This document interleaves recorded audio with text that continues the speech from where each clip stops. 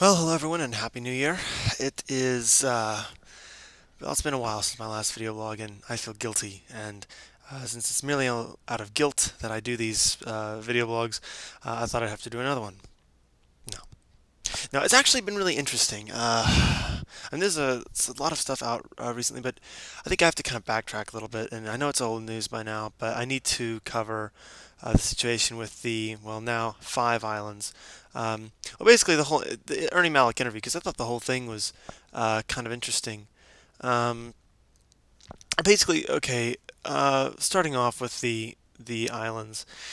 The big word here is consolidated. That's the main thing. So they're not going to be. It's not like they thought, okay, we only think 5 of the 7 islands have stories worth telling. That's not what they're saying. It's clearly going to be kind of mixing and matching and putting be putting more events together in the same locations. Um, the most popular theory is that Deathwater and Dragon Island are going to be combined. That seems to be the most common theory that most people are going with at this point. I think because, I don't know, maybe the theme of gold ties in with both, and maybe, I don't know. I think in some ways that would be one of the more comfortable ones, except there are some, there's been some, it is going to be a little weird.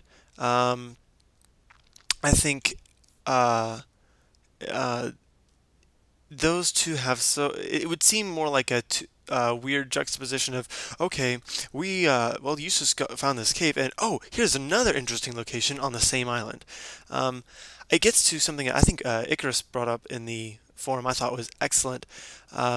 He says, well, dropping Burnt Island or merging it with Dragon Island is totally fine with me. It's the kind of thing you can, Burnt Island where they find Reaper coracle. He said, as for merging, he said that'd be fine with him because you kind of skip over Burnt Island, but he pointed out that uh, each of the islands has their own kind of character. He says, to me, the islands aren't just incidental locations to facilitate a little bit more plot. They are unique characters in their own rights. Each has its own particular style, themes, and characteristics. Consolidating 7 islands into 5 is almost as bad as if they had consolidated 4 Pevensies into 2 in line with the wardrobe. Maybe they did feel it was necessary for the purposes of streamlining the story, but in my opinion, it's one of those things you just have to deal with when you are making a Dawn Treader movie. Um, okay, I would disagree that consolidating the locations it would be as bad as consolidating 4 of the Pevensies into 2. I think that would be much, much worse. I probably would have just boycotted the film if they'd done that.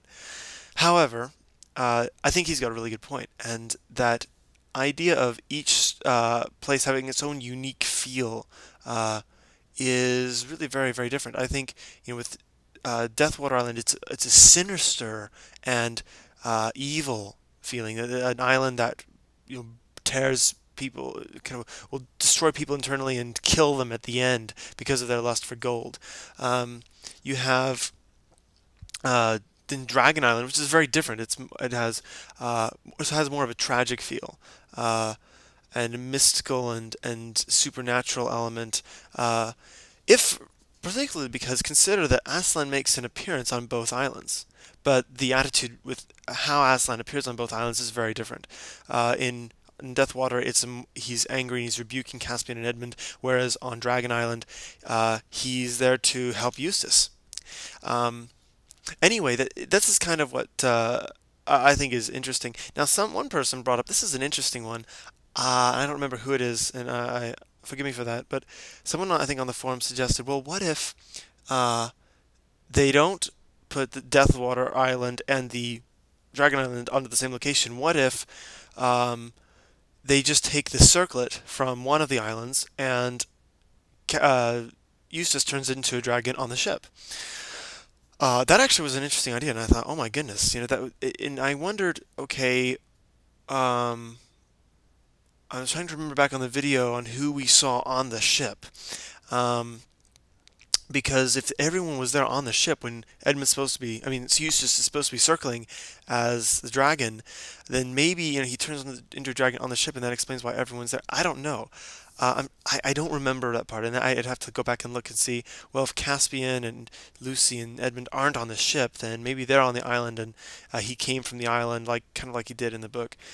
Um, So that's a possibility, but I don't really like that either because it's one of those cases where for Eustace to be on the island to see the dead dragon, to see all the gold, to have to help the Dawn Treader crew, to help them bring in lumber to repair the ship, all those parts help to build his character. And really, it kind of gives a well, it's not an artificial type of, oh, now we're going to develop the character. No, it kind of moves the plot along. The story is moving along. They have to rebuild the ship, repair the ship anyway. And so he is one more aspect of that, and he grows through that. And plus, you have that amazing scene with Aslan and he and Eustace at the in the pool, and that is one of my favorite images in the whole book. And I think it's actually, if we're talking about images of salvation, I think it's just as powerful an image as in The Lion, the Witch, and the Wardrobe. Very different. It tells a completely different aspect, whereas the Lion, the Witch, and the Wardrobe focuses on kind of the substitutionary atonement of it. In Voyage of the Dawn Treader, it focuses on kind of the sanctification and the re-cleansing and who is the one doing the cleansing and how it's not us. That's what I loved about that one. And that's a great scene, and that's one of my favorite scenes in the whole book, and I really hope they get it right, and that they try to do it. It'd be terrible if they just let it go. So that's kind of my thoughts on the island. I have to say I don't really know. We don't know which islands have been dropped. Glumpuddle thought that maybe one of the islands might be where they meet the lamb at the end of the story, but I don't really think that qualifies as an island.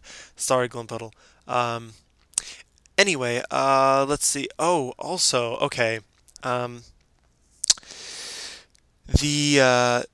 okay, he says, little things like, well, they asked, well, there are many rumors that Trumpkin and Dr. Cornelius will appear in the movie. Will they? He says you'll have to wait for the movie to see for yourself, but we'd already had it confirmed for us by the production that neither character would be in there unless it was a super secret cameo. Here's the one thing that okay, 3D. I was not wanting the movie to be filmed in 3D because you can see films that are done in 3D, whether it was Beowulf or films that were done for 3D, or even live action films. I think Glumpuddle was complaining about Harry Potter 5 because he thought it was filmed for 3D, and so there were little shots where you think, oh, this was done for the 3D moment, all those little gimmicks. Okay, I saw Avatar. Political and environmental messages aside, amazing. Okay, they did the 3D perfectly well. I mean, it was just part of the story. I didn't feel like it detracted. It didn't feel like a gimmick. It was just one more level of realism. There was never a shot where I thought, oh, they did that for 3D. No, it was fantastic use of 3D, the best I'd ever seen yet. And when I saw that, I thought, oh my goodness, it could be done so well. If they would just film the movie normally, without a, don't forget to, okay, Skander, don't forget to point your spear right at the camera at this particular moment because we want it to be a good 3D moment.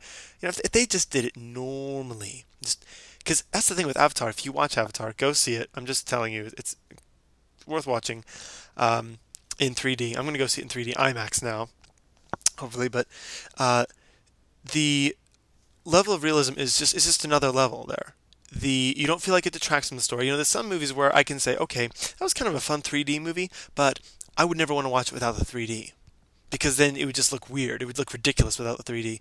But Avatar, I could watch it and say, oh, you get so much more with the 3D, but if you don't have it, as you're watching, you don't think you're missing out, which is the way it should be. And Up, also, I saw Up in 2D in theaters, and I saw Up in 3D. So, and Up worked great. So now that I hear that, I think, oh man, I just confess right now, I would have loved to have seen Dawn Treader in 3D. I know I was of the opposite opinion before, but now I would have loved to have been able to have that. I think it could have been really, really fun. So, anyway, those are my thoughts on the Ernie Malik interview, and Happy New Year, and we are now in the year of the Voyage of the Dawn Treader, further up and further in.